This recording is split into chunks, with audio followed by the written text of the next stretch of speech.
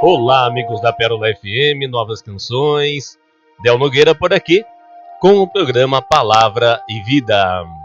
E a palavra de hoje, desta sexta-feira, dia 17 de julho, é do Evangelho de São Mateus, no capítulo 12, versos de 1 a 8. Naquele tempo, Jesus passou no meio de uma plantação num dia de sábado. Seus discípulos tinham fome e começaram a apanhar espigas para comer. Vendo isso, os fariseus disseram-lhe: Olha, os teus discípulos estão fazendo o que não é permitido fazer em dia de sábado. Jesus respondeu-lhes: Nunca lestes o que fez Davi, quando ele e seus companheiros sentiram fome? Como entrou na casa de Deus e todos comeram os pães da oferenda, que nem a ele nem aos seus companheiros era permitido comer, mas unicamente aos sacerdotes? Ou nunca lestes na lei que em dia de sábado, no templo, os sacerdotes violam o sábado sem contrair culpa alguma? Ora, eu vos digo, aqui está quem é maior do que o templo. Se tivesseis compreendido o que significa quero a misericórdia e não o sacrifício, não teríeis condenado os inocentes. De fato, o Filho do Homem é o Senhor do sábado. A palavra de hoje nos mostra Jesus em dia de sábado, com os discípulos, com fome, passando no meio de uma plantação. Apanharam espigas para comer? Pronto. Isso foi o suficiente para escandalizar os fariseus. Acusaram os discípulos de estarem profanando o sábado. Os judeus guardam o sábado pensando no descanso de Deus no final da obra da criação. Nós cristãos guardamos o domingo por causa da ressurreição de Jesus.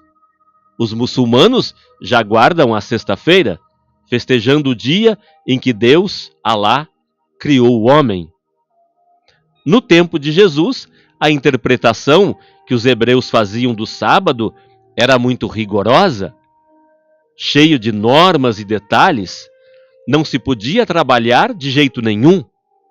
Até os passos deviam ser contados para não se ofender à santidade do sábado, o Shabá. Jesus chamou os seus opositores à razão. A necessidade humana está acima de uma norma religiosa. Se eles estavam com fome, é justo que procurassem conseguir o alimento. Note que a reclamação não foi porque arrancaram espigas da plantação.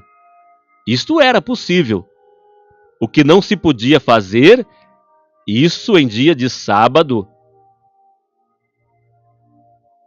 Jesus relembrou que Davi e seus soldados, voltando de uma campanha, mortos de fome, comeram os pães das oferendas do templo, o que não era permitido, e estava tudo certo. Então, religião sem caridade vira uma coisa desumana.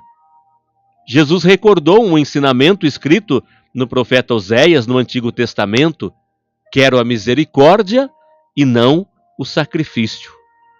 Quando você ouvir essa palavra sacrifício na Bíblia, lembre que ela se refere aos sacrifícios de animais que se fazia no templo de Jerusalém, bois, carneiros, aves.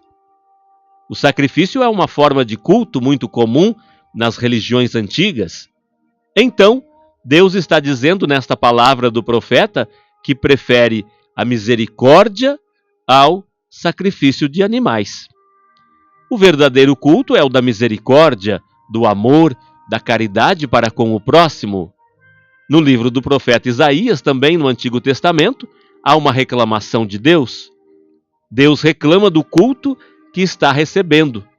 Tantos sacrifícios de animais, ofertas, mas tanta injustiça, tanta violência no meio do povo e nas mãos e no coração de quem está celebrando o culto. Isso sim é uma ofensa a Deus. Meu sacrifício, ó Senhor, é um espírito contrito, um coração arrependido e humilhado, rezamos no Salmo 50. Então, os fariseus estavam reclamando porque em dia de sábado os discípulos estavam com fome. Estavam colhendo espigas para comer durante o trajeto. O que vai mais agradar a Deus? Seguir à risca a lei do sábado ou dar de comer a quem está com fome? O sacrifício ou a misericórdia? Os fariseus do tempo de Jesus faziam uma interpretação muito rígida da lei do sábado, uma norma religiosa que visava o louvor de Deus, mas também o descanso do trabalho nesse dia. Eles viram os discípulos colhendo espigas no sábado e ficaram revoltados. Para eles, com esse trabalho, o sábado estava sendo profanado. Misericórdia eu quero, não sacrifícios, disse o Senhor pela boca dos profetas. O amor está acima de tudo. O primeiro louvor a Deus deve ser o amor. E não dá para mostrar amor a Deus e não amar o seu irmão. Deus não fica contente com um culto bonito ou com um louvor arrebatador que não esteja comprometido com a caridade e com a compaixão para com os sofredores. Ele se agrada mesmo da misericórdia, do amor pelo pequeno. É isso que dá sentido e verdade ao nosso culto e ao nosso louvor.